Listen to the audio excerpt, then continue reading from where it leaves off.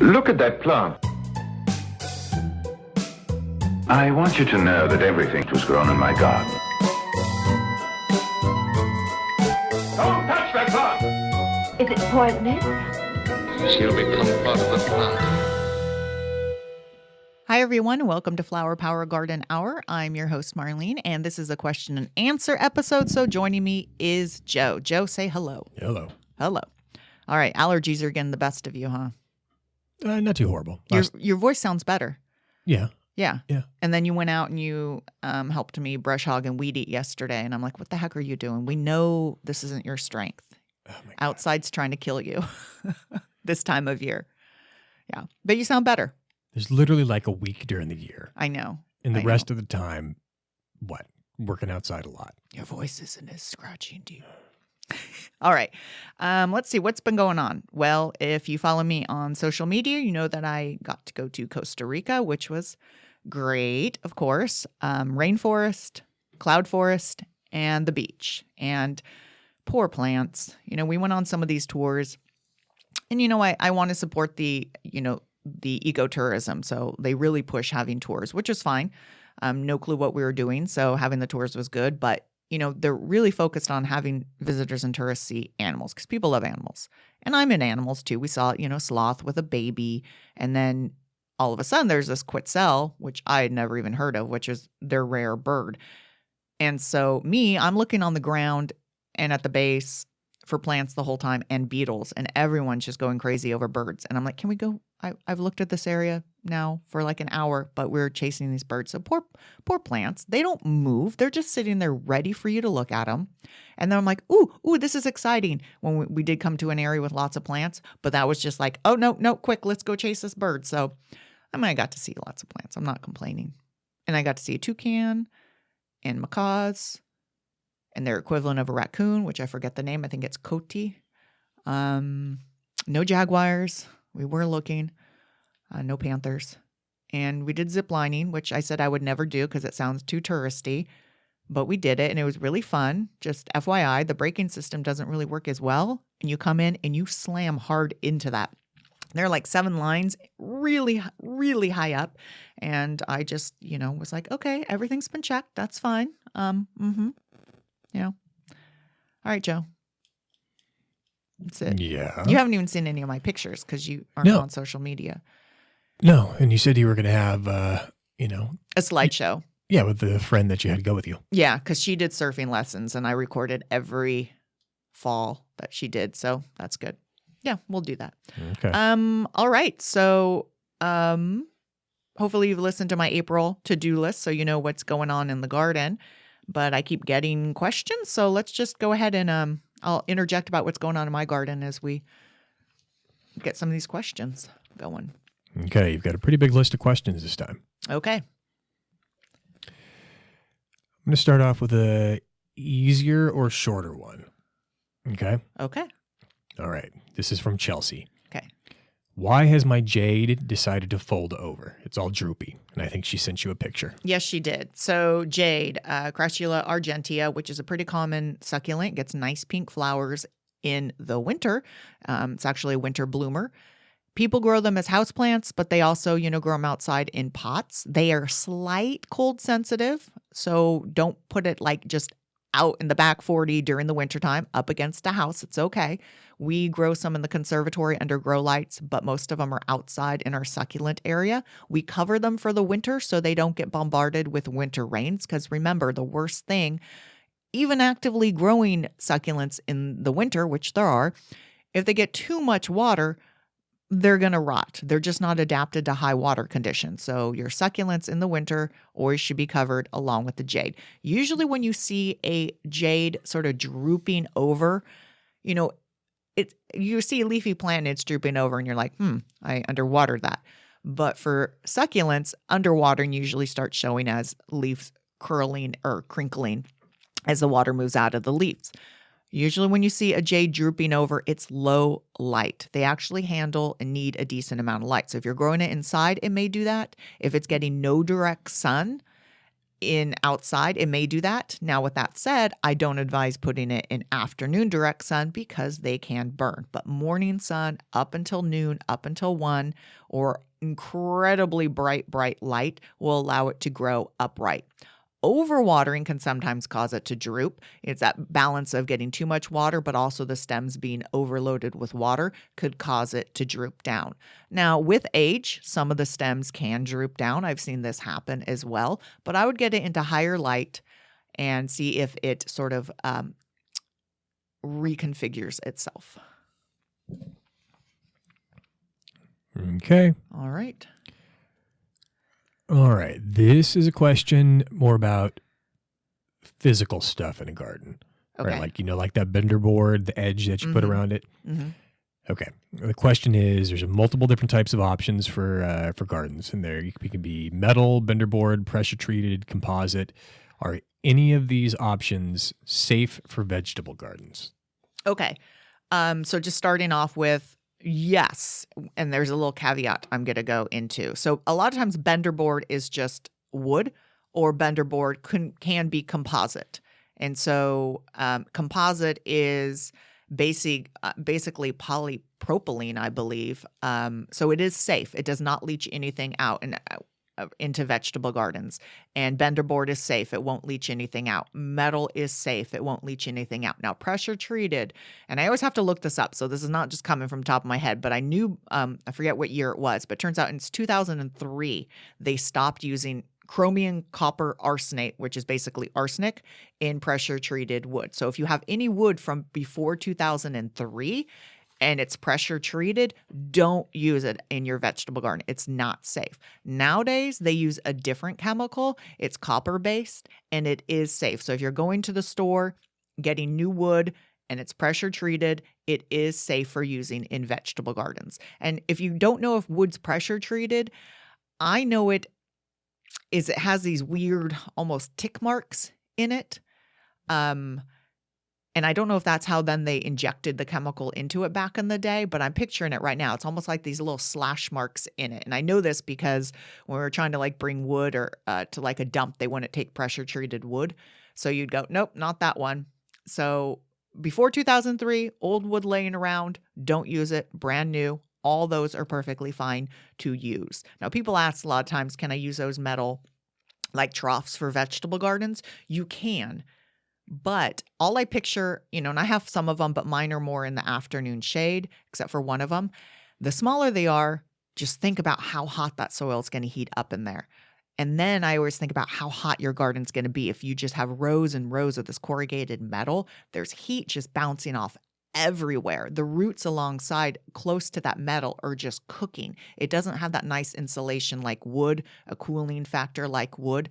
So yes, you could use them. Just be aware. If you're in a hot environment, it's going to heat up a lot. And of course, put drain holes in it. But this was more about the edging. So all that is good. Okay, makes sense. All right, next question. This is from Angel. So Angel purchased a lime tree about 2 weeks ago. Wants to get it to its new house, especially now that there's a flower on it. Questions about planting it. Can it be planted in a half barrel or something similar in size? The spot they initially wanted to plant it is near their house. Concerned about the roots, though. Okay, so a few things with limes. There's some of the least cold tolerant citrus. So when you are planting citrus, do keep in mind that you don't want it to be, out, once again, just out in the middle of nowhere. In a wine barrel or a pot is good because you can move it up close to the house when it's getting chilly. They also, you buy a lot of citrus and they're like dwarf citrus tree, which means they're just grafted onto a rootstock that's going to keep it smaller. It's still going to be 15 to 20 feet tall. Dwarf citrus still get 15 to 20 feet tall versus non-dwarfs, which could get, 30 feet tall. So just keep in mind. Now, the rule for a 15 to 20 foot tree is about 5 to 8 feet away from the foundation of your house. They are pretty mild rooted, meaning almost always you're not going to have a problem with citrus causing foundation issues. They're so slow growing as well. So just keep that in mind, though. A half wine barrel is perfectly fine for citrus. make sure it's in a soil that's going to drain well. Even though it's in pot, you're probably going to have to then water it more. But remember, a lot of times people kill their citrus by keeping it in this heavy soil and it rots. And then when you water, make sure water flows out the bottom. Now, half wine barrel, when you water the plant, water the wood as well, because in the dry season, that wood shrinks and you get these gaps and water's going to come out of that. So you want to actually water the pot if it's a wine barrel, and that'll keep it fuller and it'll keep those gaps filled in more, if that makes sense. And also preventing that shrinking and swelling over time, then they just sort of collapse. They're going to anyways. And normally I say don't put a small plant into a big pot, but citrus could handle it. But just keep in mind, sometimes when you plant citrus, they're getting their roots established, so you won't see top growth. And then all of a sudden, boom, you'll see growth. So half wine barrel is good, close to the house, keeping about 5 to 8 feet away. Just be aware, they're the most cold sensitive. So those are two things to keep in mind. Okay. I haven't had any questions yet. Because I'm brilliant at answering these. Not so sure about that. Or I think it's question it's oriented. You know, we're recording this in the morning. You're just not a morning person. Right. What time do you get up these days? It's 8:30, so this is afternoon for me. Yeah, you Yeah. get up like at 2 in the morning. Or is it better even earlier? I don't know. You get up at 2 in the morning. You work Maybe a for little bit earlier. You work for a few hours. You go to the gym at what, 4 now? 3:30, 4? I've been leaving like at 2:45. No one works out with you, huh? Not for the first hour and a half. How long are you at the gym these days? I don't even What? know where you're at. You have no I idea. have no clue. I don't know when you get up. No, I don't know how long you go to the gym. no. I sometimes, Beetle Goat and I sometimes hear you start the car. We I don't wake think up. you hear that even. No, sometimes, not always. All I know is that you feed the cats when you get in about 6:20, and I stumble downstairs and I get my coffee that you've made. It sounds like you have it pretty good. Yeah, people want to probably know what time you go to bed. Not as early as you would think for waking up at that time. No, we go to bed around 8:39. I read in bed. I get into bed and then I read in bed. Sometimes I go to bed. Sometimes I fall asleep. I need a lot of sleep. You have a big thing where you don't think everyone needs 8 hours of sleep. You've been like this since I know you. You function on 4 to 5 hours of sleep. Yeah. What's the longest you've ever stayed awake? I don't know. That was when you needed 2 bags of IVs the date we were going to the UK. Yeah, I don't like to talk about those days. I know. You got your second bag of IVs as we were as I was shaving your head because you let your hair grow so long. Yeah, and you don't remember the first 2 days of our vacation. Nope. Yeah. I didn't know what it was like to be green when someone says, oh, they're green. You were green. Okay, next question is from Heather. Okay. I laugh at that. I'm like, ha, ha, ha, severe exhaustion. I'm laughing. But it's really a nervous. We don't talk about those days. So Heather, last November, Mm-hmm. she was at the UC Davis Conservatory plant auction. That's my work. Yes. Well, plant not sale. an auction. Yeah, Plant we sale. should do auction. Good idea. Uh-huh. So she was at the plant sale. What she picked up was this is going to be a tough one. Do it. Dracontium polyphylum. Good. Okay. She said at the time it looked just like a lumpy potato sticking out of the soil. The single bud has grown rapidly in the last few weeks here, and now it looks like something big is about to happen. A giant leaf, flower, no idea. So her question is how to keep the plant happy. She hasn't been able to find a lot of care advice for that species, just to mention that it's related to Amorphophallus. So she's guessing it's not a very common house plant. So currently lives on a low shelf, south-facing window, plenty of bright, indirect light. It's in the same media, kind of like a gritty, sandy potting media that it came in. Pot that's a bit taller than it is wide. So she wants to know what she should do. Pot it, leave it alone, water it more, fertilizer, inside, outside. Okay. So, yes, it's not a very rare house plant. We do have a few of them at work, and it took me... Hold on. It's not a very rare? No, it is a rare house plant. Okay. Thank you. It is a rare house plant. We have a few of them at work. And to be honest, I forgot that we sold these even. I think last year might have been the first year we sold them. It is related to Amorphophallus, which is known as the corpse plant. It's Araceae, so it's, in the aroid family. So she sent me a picture. And looking at the size, so basically the underground structure is a tuber. It's sort of a modified stem bulb type. And so these actually do reproduce that way. So we're able to take tubers and start new ones in. And then like an amorphophallus, it will send off one growth structure at a time, either a leaf or inflorescence. Younger, you can almost guarantee it's going to be a leaf because it takes X number of years in maturity to get energy back into the tuber to produce a flower. Not as much as like the corpse plant, right? It'll flower more readily than that. So probably what's happening if it's young is it's going to put on a leaf, and you'll know soon enough, and it'll be one leaf. It'll be a divided leaf. You let that leaf grow. You let it die down completely. And it may do that a couple times because it's photosynthesizing, making starch, making energy, goes back into the tuber.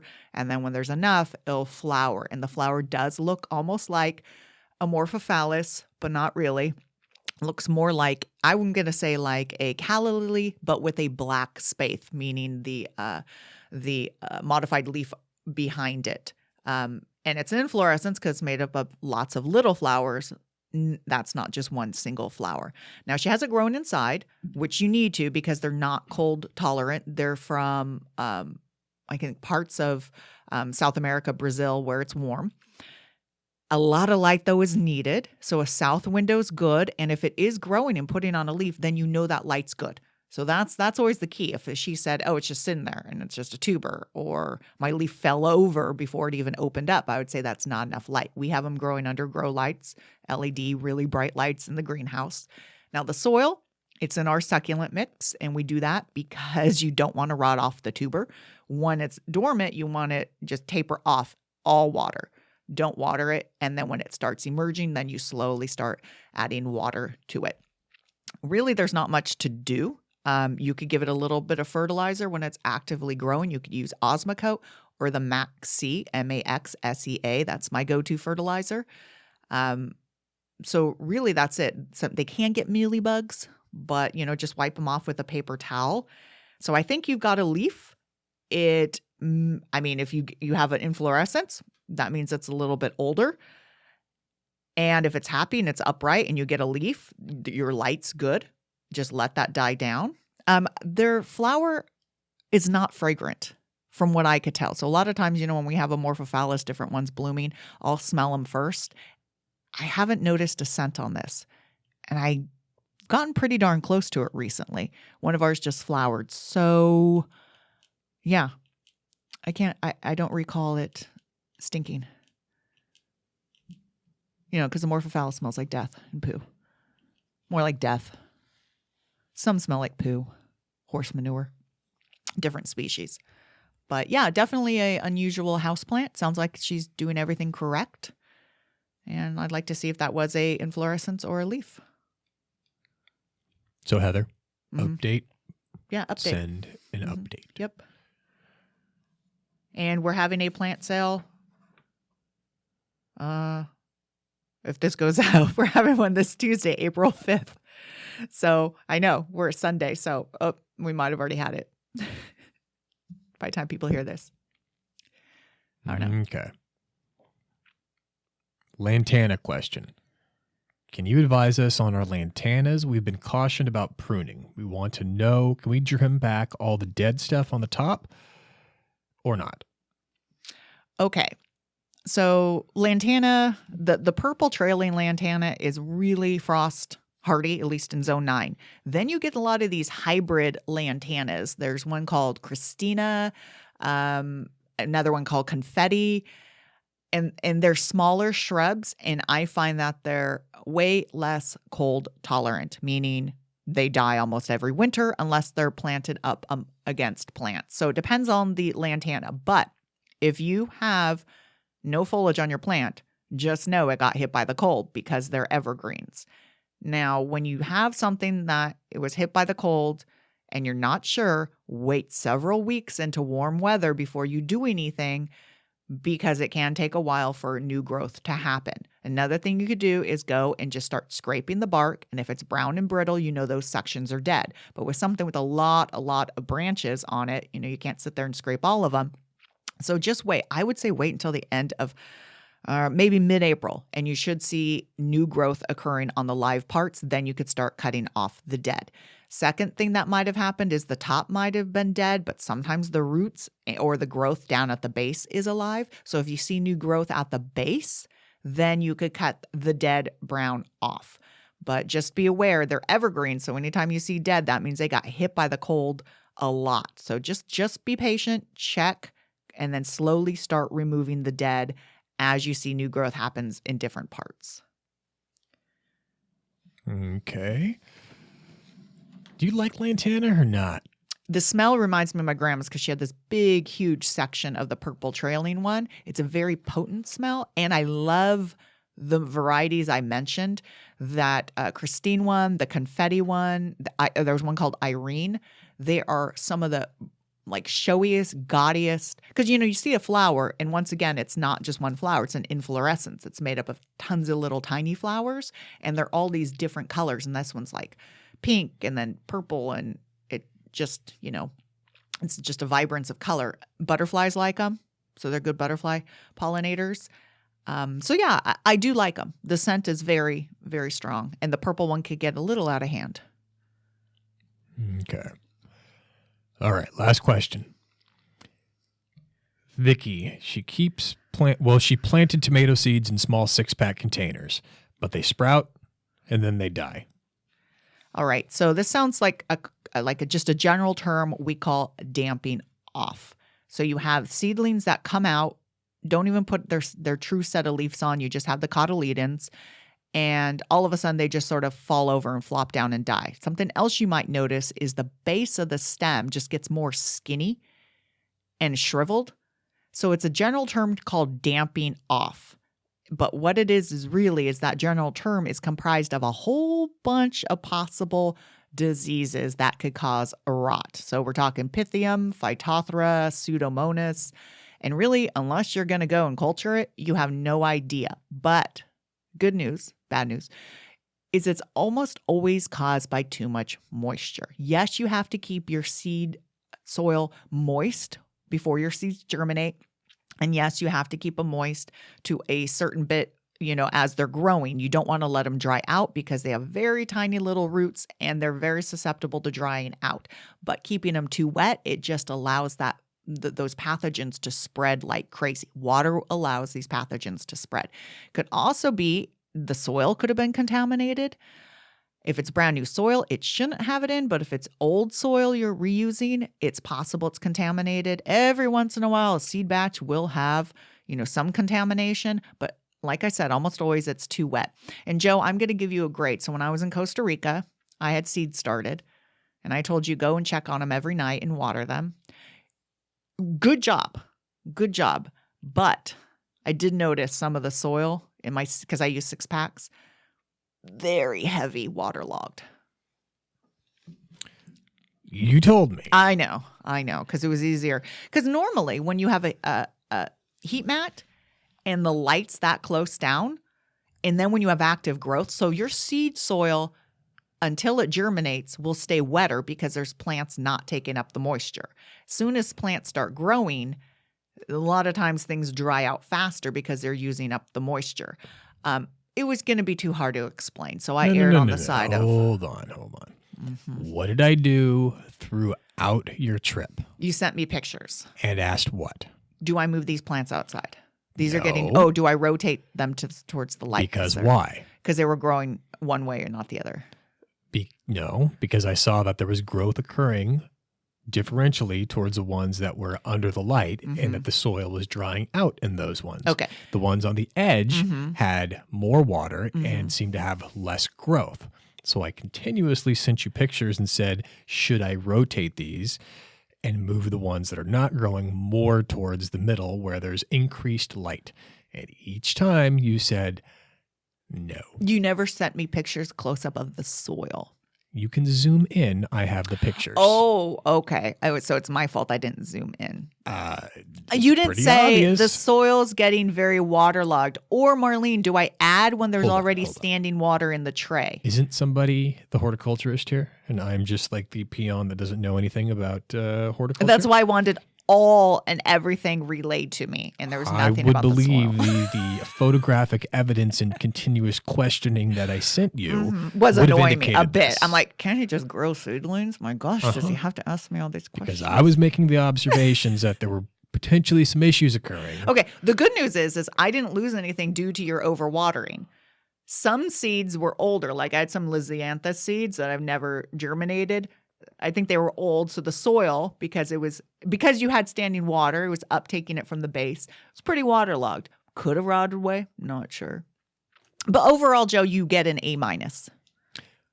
I believe somebody was probably hitting the claw a bit too hard in Costa Rica. Oh, I wish I could find the claw. I couldn't find the claw. Wasn't looking at the pictures I was sending. Instead, I had mixed drinks. And Joe, let me tell you, the most watered down drinks I've ever had in my life. Well, I'm sure you made up for it in volume. And No, I did didn't. not want to look Okay, at the pictures. Okay, when I'm on vacation, I don't have time to drink. It's annoying trying to go up and get a drink too, and you're like, oh, that's expensive too. So, no, Joe, you're making it sound like I'm a drunk. Please. I mean, I garden with a White Claw in my hand. I'm very good at that. All right, but anyway, it sounds like damping off, new soil, keep them a little bit drier, and then if that happens, then it's that seed batch. But that would be the last thing. So, all right. So those are the questions. If you have a question, submit it to Marlene the Plant Lady at gmail.com, or you could submit it on my Instagram or Facebook, which is Marlene the Plant Lady. So follow me on Instagram and Facebook. Also, I have YouTube, which is Everything Gardening with Marlene Simon. Follow me there. Rate and review. You could rate and review now on Spotify. And tell a friend, share it. And until next time, everyone, happy gardening.